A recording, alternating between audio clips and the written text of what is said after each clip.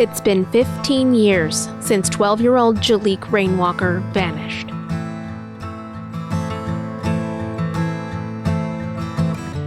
His disappearance from rural upstate New York was ruled a probable child homicide. But no one has ever been charged, and his body has never been found.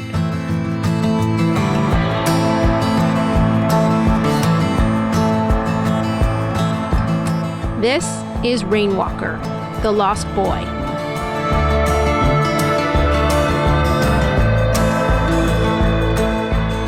I'm Jessica Marshall. And I'm Wendy Libertor. In this podcast from the Times-Union, we'll take a deep dive into this mystery, the case of a missing child that has unsettled New York's capital region and beyond for more than a decade. Episode 1, Red Robin.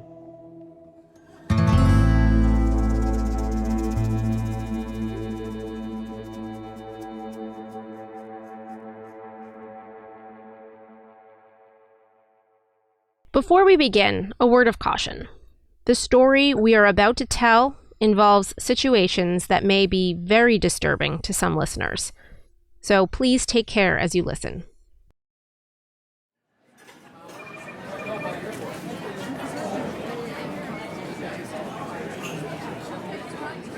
During Katie Bonesteel's first month as a waitress at the Red Robin restaurant in Latham, New York, she majorly messed up an order. Like, she got it, had to call the manager wrong. And it was I had just started waitressing, and back in 2007, this place was hopping. This was before the recession. I'd gotten the job when I was in college. This place there was always a wait to get in. It was newer to the area. I think it had only been here like 2 years. So it was crazy, and I didn't know what the heck I was doing. Is this pretty quiet? Is this quiet enough for you, Jess? Or? Yeah, let's go. I hate to put you guys in the corner there, but Well, seems like this is a little bit better. quiet. Wendy Libertor and I met Katie Bonesteel at the Red Robin recently to relive the night of her epic screw-up. Yeah.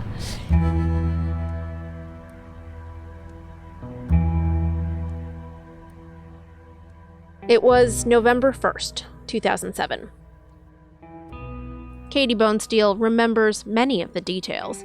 She was 20 then, studying full-time at nearby Siena College. The Red Robin post was a new side gig. Here's how it went down, according to Katie.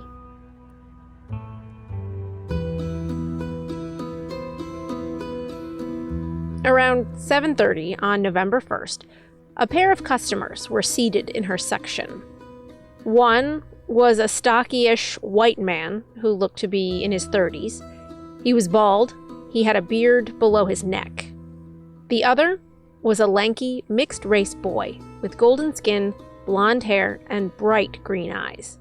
He looked to be about 12. She says only the man spoke when she took their order. On the other side of the booth, the boy stayed silent. He was pushed up in the corner. He didn't sit in the center of the booth. He sat pushed up in the corner of the booth, and he was quiet the entire time.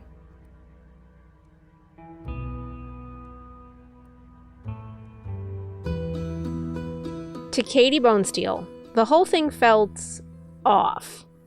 Nonetheless, she stuck to her recent training and took their order. Do you remember what they ordered? I feel like there was some appetizers, there was a milkshake or something like that. That's the only thing that I really remember. Whatever it was that they ordered, she brought them the wrong food. The details are hazy. But she recalls that it was enough that the manager on duty needed to step in. Part of their meal ended up being comped. The man seemed annoyed, but remained largely polite, maybe a little condescending. He paid their discounted bill, and then the pair left. It was about 8 p.m., or a little thereafter.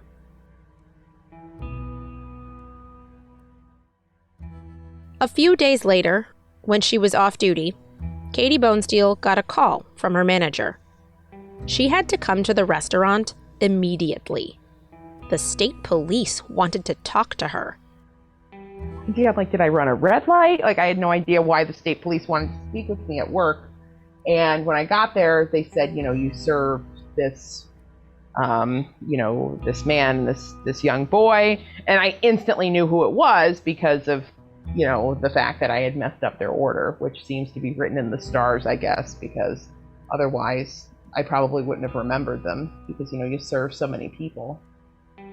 The police wanted to talk to her because she was one of the last people to see that 12-year-old boy before he disappeared. His name was Jaliek Rainwalker.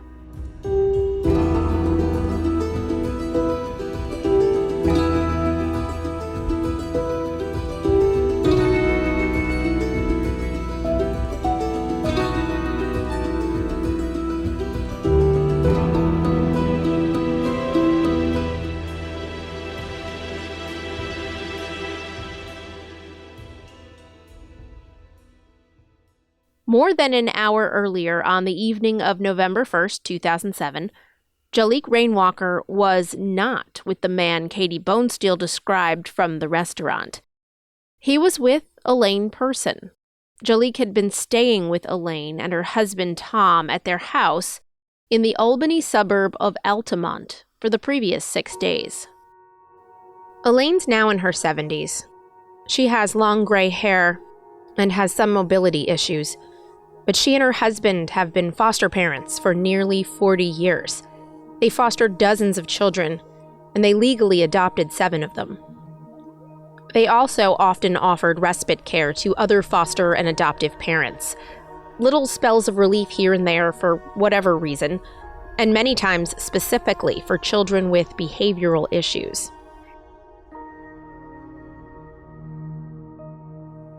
Elaine and Jaliek pulled into the parking lot of 1228 Western Avenue in Albany in Elaine's car just before 7 p.m. At the time, it was a Best Western hotel, just across the busy thoroughfare from the entrance to the University at Albany campus. Elaine was headed to a class at the university that evening and had agreed to drop Jaliek off there with his father. We showed up here just before 7 o'clock, and Jaliek said, "Hey, there's my father's car." So we went over to the van. It was a gold Chrysler Town & Country van. And his father wasn't in it, but we tried the door and the door was unlocked. So Jaliek took all his things and opened the back door and put all his things in on the seat. And that's when his father came out of the hotel. Apparently, he'd gone in to use the bathroom. His father was the same bald, bearded man Katie Bonesteel would encounter within the hour. His name? Stephen Kerr. He says to Jaliek, "Jaliek, get in the front seat." And I didn't think anything of it. And they closed the back door, he got in the front seat, and they took off, and I went into my class. And that was the last time we saw Jaliek.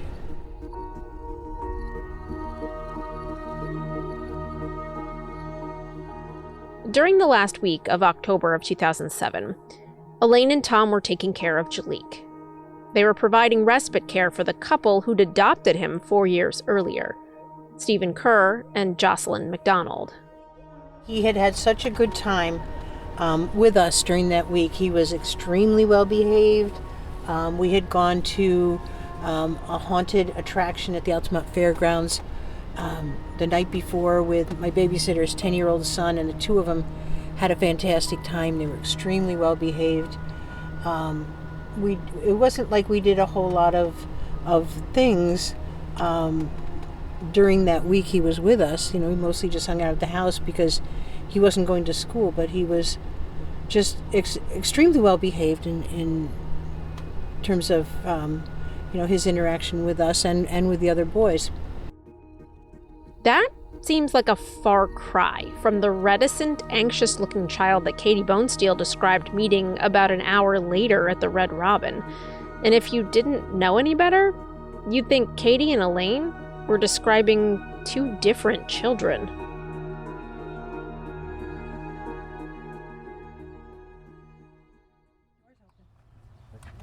Ah.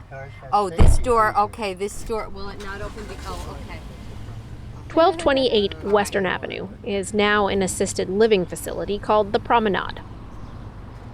Wendy and I met Elaine and Tom in the parking lot there. Thank you so much. Elaine sits in the front seat of her van. All right, I'm just going to... Okay, I'll turn it down. Just give it a second to cool off. It's 95 degrees out, so Tom blasts the air conditioning. Then he goes out into the heat to let Elaine have a moment alone with us. So, how does it feel to be back here? I mean, does it bring you back to the moment that you dropped Jaliek off and the last time you saw him? Yeah, it hurts. Because there's been no resolution and because it hasn't been solved, it's a very painful memory. Elaine remembers the fall of 2007 very clearly. She and Tom were fostering 3 teenagers at the time. In mid-October, she says she got a phone call out of the blue from Jaliek's father, Stephen Kerr. She remembered him from a brief meeting they both attended at Parsons Children and Family Center a few years earlier. That's an Albany-based organization that facilitates foster placement and adoption. Stephen and his wife Jocelyn were in the process of adopting a child that Elaine had once watched for a few days for another foster family. That child was Jaliek. On the phone, Stephen seemed frantic. He was desperate for someone to take Jaliek for respite care. So why did Stephen tell you they were desperate for a respite family? What was going on, or what did he tell you was going on? He said that there were problems with Jaliek at the home school that he had been going to, and that he wasn't allowed to be home. At that point, we didn't have details. We just know that he had tried other respite homes and couldn't find anyone to take him. Elaine agreed to help. She didn't ask questions. When a child was in need of care, she and Tom would drop everything to help if they could. So Elaine and Stephen agreed on a plan. She would take Jaliek until that Thursday, November 1st. She would drop him off with Stephen that evening for the weekend because she and her husband had plans to go downstate to watch their daughter run the New York City Marathon. Elaine promised to take Jaliek back again the following Tuesday. That's November 6th. And at that point, we weren't sure for how long, but we were very excited about him coming back, and he was very excited about coming back. And that's why when we got the phone message the next day from Stephen Kerr that Jaliek had run away, it just didn't seem real.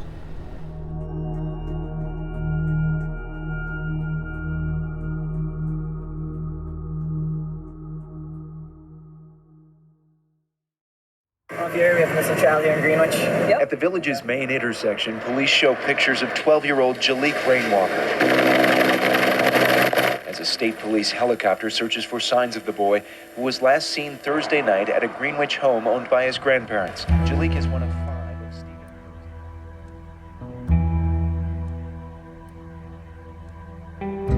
Stephen. Stephen Kerr reported his son, Jaliek Rainwalker, missing just before 9 the next morning from a relative's house in the small Washington County village of Greenwich. According to Stephen's statement to police, the two had spent the previous night there alone. Stephen says they'd driven there straight from the Red Robin, which was about 35 miles south. He says Jaliek went to bed immediately upon arrival, but Stephen stayed up for a little bit and watched a romantic comedy starring Robin Williams. He didn't remember the title. And then, he says, he went to bed too. When he woke up, Jaliek was gone.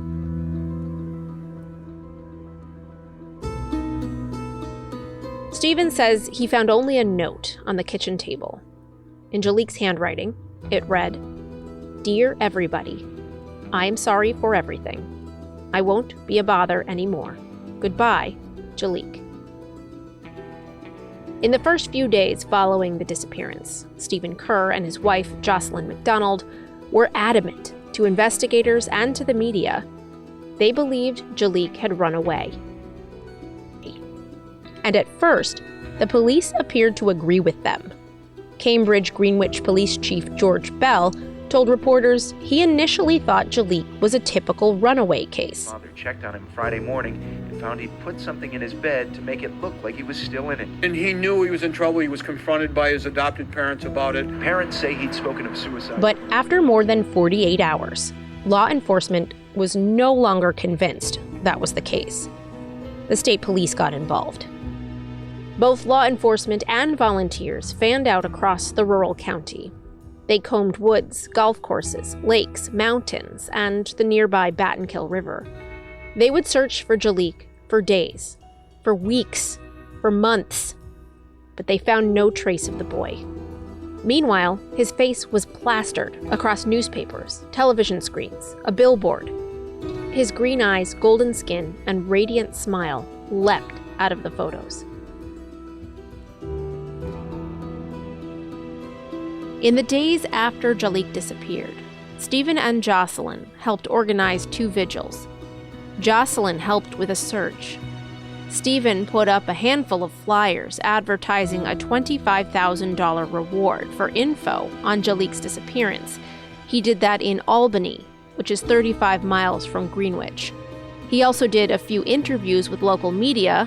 He told reporters at the time that he believed Jaliek had run away to live in Albany.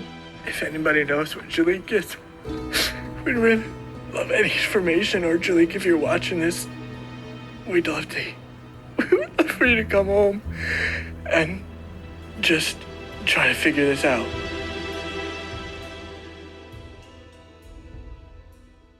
We'll be right back.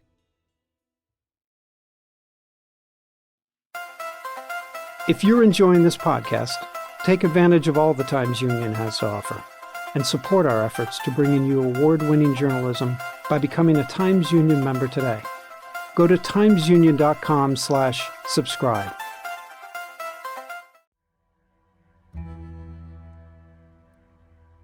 Welcome back. In the days after Jaliek disappeared in November of 2007, Jaliek's family told police and the media that the boy had had emotional and behavioral issues. He was prone to angry outbursts, they said. And in the weeks before he disappeared, they said he had threatened a child with physical harm in his homeschool program. Stephen Kerr began to tell news media that he thought Jaliek had run away to join a gang in Albany or Troy. I believe deep in my soul that my son Jaliek is alive and safe somewhere. But as the investigation continued, police began to question Stephen Kerr's account of the night Jaliek disappeared. For Cambridge Greenwich Police Chief George Bell, things weren't adding up. He started to express his doubts to reporters. Here he is on Albany's News Channel 13. I certainly don't believe that a 12-year-old, now being 17 irregardless, could just walk away from his home and just try to live a normal life out there. Bell claims after Jaliek's disappearance, his adoptive mother, Jocelyn McDonald, was cooperative at first. The police asked Stephen and Jocelyn to submit to polygraph tests. Jocelyn did. Stephen refused. He began to make statements to reporters that he was being unfairly targeted by police as somehow being involved in his son's disappearance. I'm not privy to much of the investigation because the police are still working on the assumption, partially, that I did something wrong.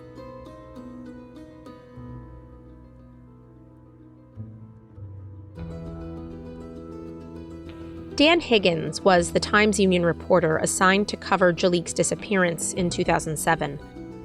He spoke with Stephen Kerr and his family in person a number of times after Jaliek went missing. He said that his theory was that Jaliek ran away to Albany to quote unquote, that's right, be with his people. And when I would ask him what evidence he had of that, like his answer was because every time we went to Albany, he looked like he wanted to be there, or something like that. At a certain point, Higgins, too, began to get the feeling that there was more going on with this missing child case than he initially thought. Then when I learned they were trying to undo the adoption, and then when I learned that Jaliek either was violent or they believed he would become more violent toward his family, that's when I learned that this story was very complicated, a lot more complicated than I even thought. Within weeks after Jaliek went missing, Stephen and Jocelyn stopped cooperating with police. They stopped giving media interviews. They stopped answering calls. 4 months later, Stephen Kerr was named a person of interest in Jaliek's disappearance. And almost immediately after that, they moved their family, which included 4 other children, to West Rupert, Vermont, just across the New York border. The term person of interest carries no legal weight. It simply means that investigators thought Stephen had valuable information that could lead to solving the mystery of what happened to his son. It could also mean, though, that they think he was involved somehow. Stephen Kerr has never been charged with anything in connection to his son's disappearance, but he remains a person of interest to this day. The only person of interest ever named in the case. And he and Jocelyn McDonald have refused to talk about Jaliek's disappearance publicly for 15 years.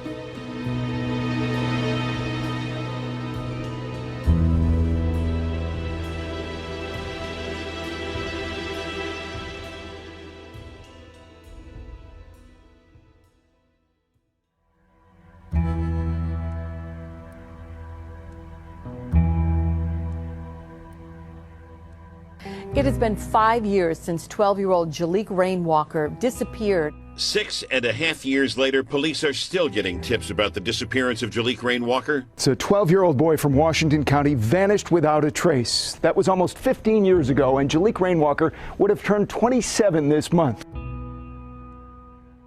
In the intervening decade and a half, tips continued to flow in. About 2 months after the disappearance, local media outlets received an anonymous letter. In incomplete sentences, riddled with spelling errors. It began, quote, "Jaliek still alive." It ended with, quote, "Don't try to look, we are not there." The veracity of the note was never confirmed, and the search continued. Fields and forests combed with cadaver dogs. A search of the Hudson River in Troy came up dry. Reports of boys who looked a lot like Jaliek walking around Albany and the Hudson Valley, each a false alarm. A skull unearthed on the shores of the Hudson River 60 miles south of Greenwich, proven someone else's remains. The investigation remains very active and has never been considered a cold case. Several individuals have been thoroughly investigated and eliminated via alibi or polygraph examinations. The status of this case, as of this reading, has been changed from a missing person, is now considered a probable child homicide. That was Cambridge Greenwich Police Chief George Bell at a press conference in December of 2012, 5 years after Jaliek went missing. By this time, authorities were now all but certain he was killed. But they did not name a murder suspect. Again, state police are now following new leads on a Capital Region mystery that dates back to 2007. In July of 2022, almost 15 years after Jaliek disappeared, state police searched a wooded area in South Troy in connection to the case. Troy is a city along the Hudson about 30 miles south of Greenwich. Thus far, they have not publicly revealed whether they found anything there. Stephen Kerr did not respond to repeated phone calls, electronic messages, and a certified letter that we sent him, asking him to talk to us for this podcast. His lawyer, Jeffrey McMorris, would not speak to us either. McMorris told us that he couldn't speak without his client's permission, and his client wasn't returning his phone calls. Stephen Kerr, however, still works in Greenwich. People say they see him around town all the time.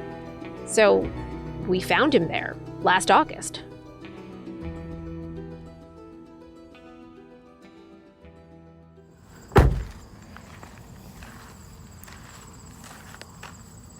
Oh, there's Stephen. Is that Stephen? Yeah, hi. Wendy Livertor from the Times Union. All right. I just wanted to talk to you about this stories I'm doing, and I really want to make sure you have the opportunity to talk about Jaliek's disappearance. Do you want to talk about that, or? Thank you for giving me the opportunity. Yeah. Appreciate Okay. that. All right, but you don't want to talk, basically. Okay. All right. Thank you. I just wanted to make sure.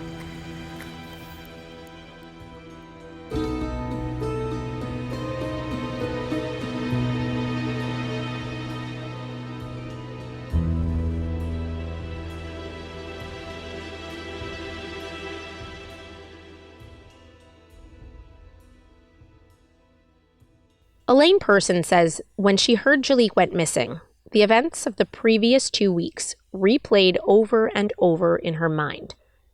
And one thing kept sticking.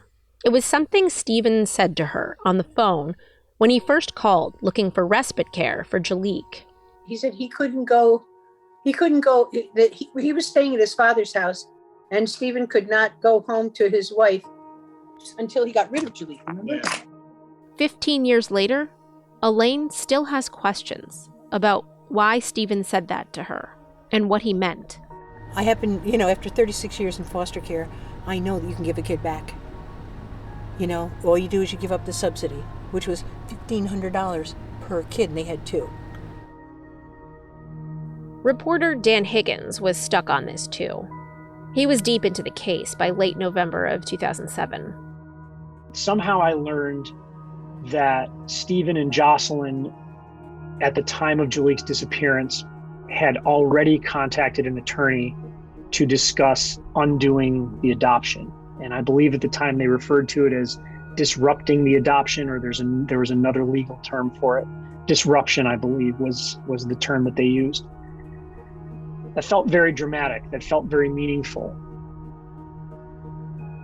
Elaine Person says she doesn't buy the idea that Jaliek ran away. He was too young, immature, and unworldly to run away.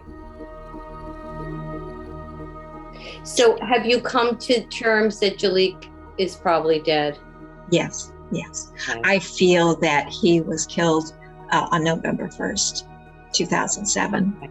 Yeah. Jaliek's adoptive grandmother, Barbara, really doesn't believe it was possible that Jaliek ran away either.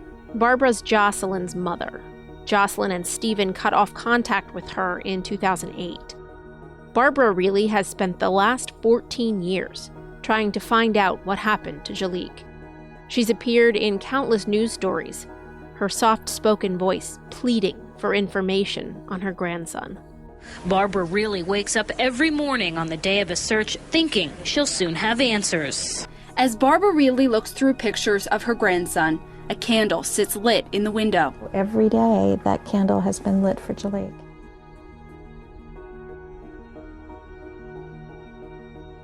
Dan Higgins has moved on from the Times Union. He teaches journalism now at Canisius College in his hometown of Buffalo. But Jaliek's disappearance and some of the things Barbara Reilly and others told him, he's never been able to shake. He spoke to us over Zoom between his classes. Surprisingly soon into Jaliek's disappearance, she told me that she believed her grandson was dead. And I believe that she kind of, talked around it, like she may have used the phrase no longer alive, no longer living. And she also was very clear and very candid in that she believed that Stephen was involved.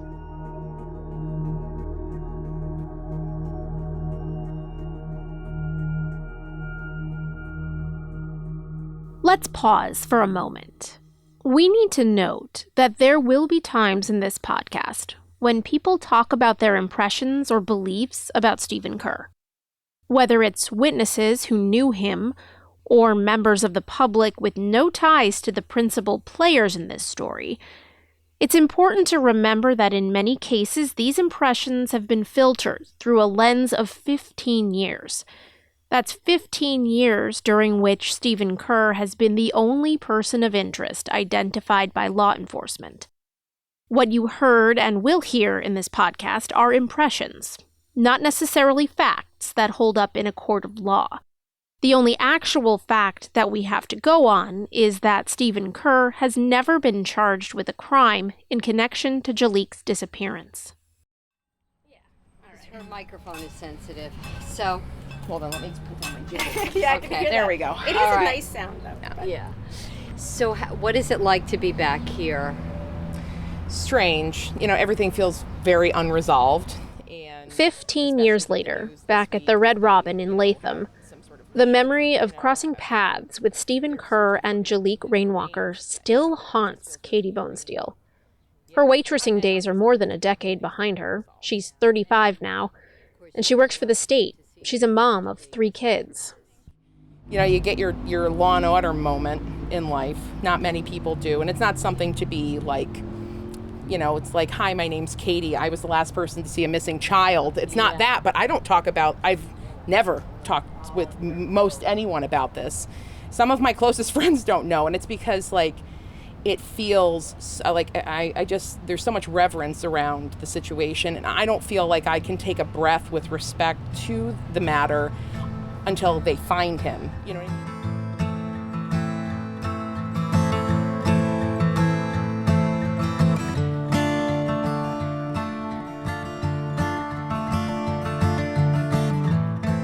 What happened to Jaliek on that crisp fall night 15 years ago? Did he run away? Was he killed? If so, who killed him, and what happened to his body? 15 years later, so many questions linger. On the next episode of Rainwalker, The Lost Boy, we started our search for answers in the last place Jaliek had allegedly been, Greenwich, New York. It's Greenwich, not Greenwich. Say it phonetically. It's Greenwich, not Greenwich. And that's the way it ought to be. I have righteous rage in a very chill way that this has happened in Greenwich. I really can't speak for others. There's a lot of people, I think, that feel that the adoptive father knows more than what he's saying.